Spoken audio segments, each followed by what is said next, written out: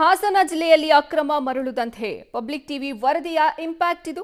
ಸುದ್ದಿ ಪ್ರಸಾರ ಮಾಡ್ತಿದ್ದಂತೆ ಅಧಿಕಾರಿಗಳಿಂದ ದಾಳಿಯನ್ನ ನಡೆಸಲಾಗಿದೆ.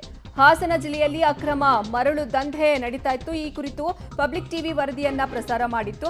ಪಬ್ಲಿಕ್ ಟಿವಿ ವರದಿಯ ಇಂಪ್ಯಾಕ್ಟ್ ಇದು. ಸುದ್ದಿ ಪ್ರಸಾರ ಮಾಡ್ತಿದ್ದಂತೆ ಅಧಿಕಾರಿಗಳಿಂದ ದಾಳಿ ನಡೆಸಲಾಗಿದೆ. ಅಕ್ರಮ ಮರಳುಗಾರಿಕೆ ಮೇಲೆ ತಹಶೀಲ್ದಾರ್ ಹಾಗೂ ಪೊಲೀಸರು ದಾಳಿಯನ್ನ ಮಾಡಿದ್ದಾರೆ. ಅಧಿಕಾರಿಗಳು ದಾಳಿ ಮಾಡ್ತಿದ್ದಂತೆ ದಂಧೆಕೋರರು ಸ್ಥಳದಿಂದ ಕಾಲ್ಕಿತ್ತಿದ್ದಾರೆ. ದಾಸ್ತಾನು ಮಾಡಿದ್ದ ಮರಳು ಹಾಗೂ ಬೋಟ್ಗಳನ್ನ ವಶಕ್ಕೆ ಪಡೆಯಲಾಗಿದೆ.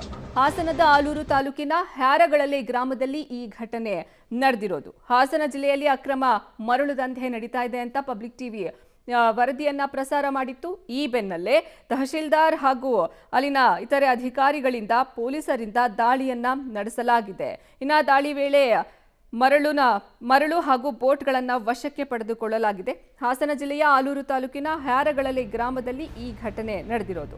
ಹೇಮಾವತಿ ನದಿ ದಡದಲ್ಲಿ ದಾಸ್ತಾನು ಮಾಡಿದಂತಹ ಮರಳು ಹಾಗೂ 2 ಬೋಟ್ ಅನ್ನ ವಶಕ್ಕೆ ಪಡೆಯಲಾಗಿದೆ. ತಹಶೀಲ್ದಾರ್ ಪೂರ್ಣಿಮಾ, ಗಣಿ ಮತ್ತು ಭೂವಿಜ್ಞಾನ ಇಲಾಖೆಯ ಅಧಿಕಾರಿ ನಾಗರಾಜು, ಆಲೂರಿನ ಸಬ್ ಇನ್ಸ್ಪೆಕ್ಟರ್ ಜನಾಬಾಯಿ ನೇತೃತ್ವದಲ್ಲಿ ದಾಳಿಯನ್ನ ಮಾಡಲಾಯಿತು. ಇನ್ನು ಈ ವೇಳೆ ಅಲ್ಲಿ ಕಾಲ್ಕಿತ್ತಿದ್ದಾರೆ ದಂಧೆಕೋರರು.